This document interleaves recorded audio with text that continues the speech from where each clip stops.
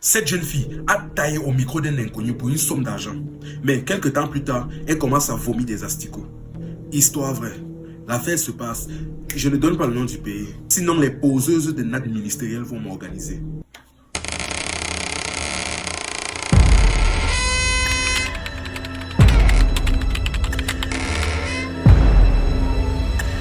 Déjà, voici la jeune fille en question. Ici, on va l'appeler Brenda.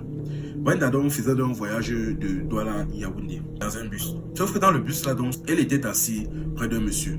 Et le monsieur là, apparemment, selon la fille, était plutôt sympa. Ils ont facilement sympathisé, ils ont fait connaissance et ils discutaient bien. Et le monsieur même lui a offert une bouteille de coca qu'elle a commencé à boire sans problème. Et maintenant, ce qui se passe donc est qu'à un moment donné, dans leur causerie, le monsieur lui a dit: est-ce que tu es d'accord que je te donne une somme pour que tu fasses quelque chose pour moi dans ce bus-là? Elle a plus ou moins compris ce qu'il voulait dire par là, mais elle a dit: bon, d'accord, mais ça va dépendre exactement de ce que tu veux. Il lui a dit: je veux que tu me chantes au micro. Il a donné la somme, la jeune fille a dit non. Il est hors des questions. Il a encore augmenté, Elle a fait la quantité, finalement elle a accepté. Bon, après il a réfléchi, il a dit que bon, la jeune fille est un peu stressée, mais il a dit que bon, ne t'inquiète pas, vu comment ils sont disposés, et en plus de cela, c'est un peu sombre, personne ne les voyait. La jeune fille a donc accepté. Selon elle, elle cotisait depuis un certain temps pour ses cours de langue et pour certains business et projets, etc. Bref, elles ont toujours une raison. La jeune fille donc s'est mise à aller chanter au micro. Sauf qu'à un moment donné, le monsieur a bloqué la tête de la jeune fille et a lâché le liquide à l'intérieur. Là, la jeune fille s'est levée totalement fâchée. Elle n'a pas fait de bruit, mais la jeune fille explique que pendant toute la suite du voyage, elle ne parlait plus au monsieur. Cette fois-ci, c'était comme ennemi. Tellement la situation l'avait dégoûté. À la fin, avant de quitter le bus, donc, il a remis donc la somme à la jeune fille et ainsi que son numéro, et ils se sont quittés. Sauf que lorsqu'ils se sont quittés, donc, la jeune fille est rentrée chez elle et ça n'a pas duré. Quelques temps plus tard, elle a commencé à avoir des nausées et un mal de ventre. Tellement la nausée était forte, elle a eu à vomir. Sauf qu'en vomissant, elle a constaté que dans la chose, il y avait 2 asticots. Bon, elle s'est dit que peut-être c'est le coca qui avait mal tourné ou qui était périmé. Elle a simplifié l'affaire. Mais le temps est passé, ses douleurs de ventre ont commencé à s'accentuer. Le temps passé, elle ne faisait qu'avoir de plus en plus mal au ventre. Elle ne faisait que se plaindre. Sa mère a donc constaté l'affaire, donc il l'a amenée à l'hôpital. Mais sauf qu'une fois à l'hôpital, le docteur, après l'avoir ausculté, avoir fait divers scanners, il dit qu'il n'y a rien, il ne voit rien. On dit que bon, peut-être c'est par rapport à ce qu'elle a mangé, un simple mal de ventre, ou peut-être une allergie, on ne sait pas, mais laissez d'abord, je pense que peut-être ça va passer. On a laissé la jeune fille, elle est rentrée chez elle. Mais quand elle est rentrée chez elle, les temps ont passé et déjà elle ne voyait plus ses règles et son ventre a commencé à gonfler. Là, sa mère, quand elle a vu ça, elle se disait que la jeune fille était enceinte. Sa mère l'a amenée à l'hôpital pensant que peut-être c'est la grossesse. Elle lui a même grondé et forcé à dire qui était le père, etc. Bref, vous connaissez les mères africaines. Sauf qu'une fois à l'hôpital, le docteur fait l'échographie, il fait tout, il ne voit toujours rien. Mais la jeune fille ne fait que vomir. Mais la jeune fille se met à vomir. Et quand elle vomit, ça sort l'asticot. Ça sort des asticots. Sa mère finalement lui a mis la pression et elle a décidé de dire la vérité. Elle a expliqué ce qui s'est passé dans le bus et ce qu'elle a fait au monsieur là pour une somme d'argent. Après avoir écouté ça, je ne sais plus trop ce qui s'est passé, mais actuellement, la mère de la fille ainsi que la plupart des membres de sa famille l'ont abandonnée et elle est en train de demander de l'aide sur les réseaux. Raison pour laquelle elle est partie déposer son histoire sur les réseaux. Et espérons que quelqu'un puisse l'aider et qu'elle ne finisse pas comme l'autre qui est parti dans un hôtel à Makepe avec un inconnu et qui s'est retrouvé avec un serpent dans le corps. Enfin bref, la famille. Que Dieu lui vienne en aide. Mais comme on dit toujours, ne courez pas après l'argent. Gagner l'argent c'est bien, mais gagner de l'argent à tout prix, c'est autre chose. Un vieux dicton ici chez nous au Cameroun dit: you cherche, you trouve. Qui cherche, trouve. Elle a cherché, elle a trouvé. Enfin bref, la famille. C'était un faux amusement. Ici on s'informe et on s'amuse. Voici un jeune qui a intégré une secte pour devenir riche. Mais lorsque le marabout lui annonce qu'il ne doit aider sa famille sous aucun prétexte avec cet argent, il se met à casser tous ses fétiches. Histoire vraie. L'affaire se passe, je ne donne pas le nom du pays. Les Béninois vont encore me poursuivre la nuit.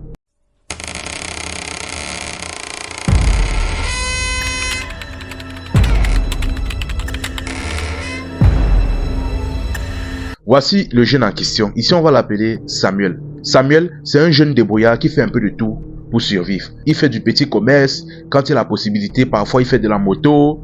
Parfois, il s'en va au marché, vendre des vêtements, etc., etc. Bref, il vivait par ses propres moyens. Sauf que bien évidemment, la débrouillardise ne garantit rien. Les temps étaient durs. Sauf que Samuel avait des amis riches, des anciens camarades de classe et amis d'enfance qui étaient riches, franchement riches. Un jour, il s'est approché d'eux, il a dit, mais franchement les gars, comment on peut être amis, nous sommes ensemble, on a fréquenté ensemble, vous avez réussi mais vous ne me mettez pas dans vos réseaux. Il dit que mettez-moi dedans.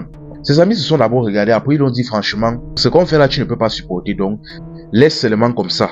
Laisse seulement comme ça, tu continues ta vie normalement, comme tu as l'habitude de faire là. Parce que ce qu'on fait là, tu ne peux pas supporter. Sauf que Samuel a insisté là, et que non, ça ne peut pas se passer comme ça. On est amis d'enfance, mettez-moi dans le mood, mettez-moi dans les choses. Vous-même, quand je souffre comme ça vous plaît. Là, ils ont dit que ok, sauf qu'on n'était ni séduit, ni appelé à faire ça. C'est toi-même qui es venu nous voir pour qu'on te mette dedans. Il a dit, il n'y a pas de problème. Il a dit que ok. Ils ont donc conduit donc Samuel vers un féticheur. Dès que Samuel a vu le féticheur, il a une fois compris la situation. Le féticheur lui a demandé qu'est-ce que tu veux concrètement. Il a dit franchement, la vie est dure. Ça fait des années que j'ai terminé l'école, mais je suis tout dans la débrouillardise. Je n'ai pas de plan fixe dans ma vie. Donc franchement, fais quelque chose pour moi. Le féticheur a dit, il n'y a pas de problème. Mais il y a une condition que tu devras respecter. Il a dit ok, il n'y a pas de problème. Il a dit, tu vas chercher une femme enceinte et tu vas faire la chose avec elle. Et après avoir fait la chose, tu vas la nettoyer avec un mouchoir et venir me remettre le mouchoir. Il a dit, il n'y a pas de problème. Et il est parti.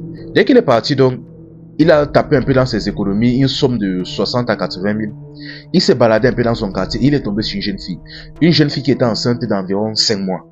Quand il a vu la jeune fille s'est approché d'elle, il a commencé à la séduire. Il a dit franchement, je vous vois depuis ici au quartier, vous êtes belle, vous me plaisez beaucoup. Est-ce qu'on peut faire un peu connaissance et je suis même prêt à m'occuper de vous, à vous aider un peu financièrement, patati patata. Bon, déjà la proposition était très bizarre, mais vu que les temps étaient durs, la jeune fille a d'abord regardé à gauche, elle a regardé à droite, elle a vu qu'il n'y avait personne. Elle a dit que ok, il n'y a pas de problème. Elle est partie avec Samuel. Ils sont donc partis faire la chose et dès qu'ils ont terminé, il a nettoyé la fille avec un mouchoir et il est parti remettre au marabout. Dès que le marabout a repris le mouchoir, il a fait un rituel avec. Et lorsqu'il a terminé le rituel, il a dit à Samuel, à partir de là, l'argent va te suivre comme un chien. Toutes tes activités vont exploser. Dès qu'il est parti, exactement comme le féticheur lui avait dit, il a commencé à recevoir des dépôts, des contrats, tout ce qui faisait marcher. Il a commencé à avoir de l'argent par-ci par-là. Il a donc commencé à vivre sa best life. Au boîte de nuit, au snack bar, au sortie, au soirée appartement, au... donc tout, il était dedans. Sauf qu'à un moment donné, l'argent a commencé à diminuer, ses activités ont commencé à chuter. Là, il est parti voir le membre et mais j'ai dit, c'est quoi ça? Comment ça se fait que depuis un moment donné déjà là, je ne sais pas, j'ai mes activités qui sont en train de chuter. C'est pas on dirait que votre rituel a un problème. Le marabout a dit que non, ne t'inquiète pas, je vais résoudre le problème. Le marabout a fait un deuxième rituel. Et quand Samuel est parti, ses activités sont encore remontées. Il a recommencé à avoir de l'argent et des contrats par-ci par-là. Sauf qu'après un certain temps, c'est encore recommencé à chuter. Il est parti voir le marabout et dit que mais c'est comment, qu'est-ce qui se passe? Pourquoi est-ce que ça rechute encore? Le marabout l'a regardé, il a dit ah désolé mais actuellement là on peut plus rien faire avec toi. Toute ta chance est déjà finie. Maintenant il n'y a plus qu'une seule condition pour que tes activités remontent. Là maintenant on va étudier la chance d'autres personnes. On va voler la chance d'autres personnes pour alimenter ta part. C'est tout ce qu'on peut faire là actuellement. Parce que actuellement là, tu es vidé, tu es sec. Il a dit ok, mais comment est-ce qu'on doit procéder? Il dit que ok. Il a dit, ce qui se passe c'est que tu vas cibler déjà, tu dois cibler des personnes qui ne sont pas protégées spirituellement. Des personnes qui ne sont pas dans des choses compliquées. Bref, des personnes qui sont faibles spirituellement. Tu vas les cibler eux et on va voler leur chance. Maintenant, le problème est que avec l'argent que tu vas gagner là, tu ne pourras pas aider ta famille ou quoi que ce soit. Tu peux donner à tes amis, tes copines, tout ce que tu veux, mais tu ne dois sous aucun prétexte aider ta famille avec cet argent. Là, Samuel rétrécit, dit que mais comment ça? Il dit que mais à quoi ça sert d'avoir tout l'argent si je ne peux pas aider ma famille? Il dit que mais c'est seulement le piège. Il dit que non. Il est parti. Non, il a dit que non. Il dit que non, je suis désolé, mais si c'est pour l'autre là, moi je ne suis pas dedans. Et il est sorti de la maison de féticheur, il est parti. Sauf que comme il est parti, là, il est rentré chez lui. Il a pris tous les fétiches, tous les gris-gris que le marabout lui avait donné pour qu'il fasse ses rituels chez lui. Il a pris tout ça, il a cassé et il a brûlé. Sauf qu'après avoir fait ça, il était frappé de folie. Lorsqu'il est frappé de folie là, il commence à se balader, il se déshabille, il commence à se balader, à dire des trucs incohérents. Bref, comme les fous. Là, sa famille, au courant de l'affaire, ont emmené des gens pour le saisir. On l'a amené chez un pasteur. Sauf qu'arrivé chez le pasteur, après avoir fait quelques prières, il a dit franchement, tu dois te confesser. Si tu veux vraiment être sauvé là, tu dois te confesser, sinon on ne pourra rien faire. Là donc, même dans ce stade de folie, il parlait de manière incohérente, mais il a commencé à se confesser. Il a expliqué comment ses amis l'ont intégré dans une secte. Il a commencé à avoir de l'argent, tout s'est passé bien. Jusqu'au jour où le marabout lui propose un autre rituel. Sauf que dans le rituel là, il est strictement interdit d'aider sa famille. Il n'était pas d'accord, alors il est rentré, il a brûlé tous les fétiches du marabout. Après avoir dit ça, donc, le marabout s'est entamé dans une séquence de prière. Maintenant là, je vais m'arrêter là. Pour la suite, je ne sais pas s'il a été délivré ou pas. Mais franchement, la famille, l'argent facile n'existe pas. L'argent facile n'existe pas. Il y a toujours un contre-coup. Comme vous l'avez pu le remarquer dans cette histoire-là, c'était sa chance qui a été utilisée. Sauf que sa chance a été utilisée d'une manière brutale. Ce qui fait donc que ça a été écoulé sur une certaine période là et il était complètement vidé. Tellement qu'il était forcé maintenant à utiliser les chances d'autres personnes. Franchement, la famille, l'argent facile n'existe pas. Il était lui dans sa débrouillardise et il ne souffrait de rien. Continuez dans votre débrouillardise. Que de vivre dans la richesse après avoir sacrifié je ne sais qui et fini en enfer. Franchement, la famille, ça ne paye pas. L'argent facile n'existe pas. Ça va et si c'est fort, demandez même encore à Dieu. Enfin bref, la famille, c'est Dieu qui nous garde, c'est Dieu qui nous protège. C'était un faux amusement.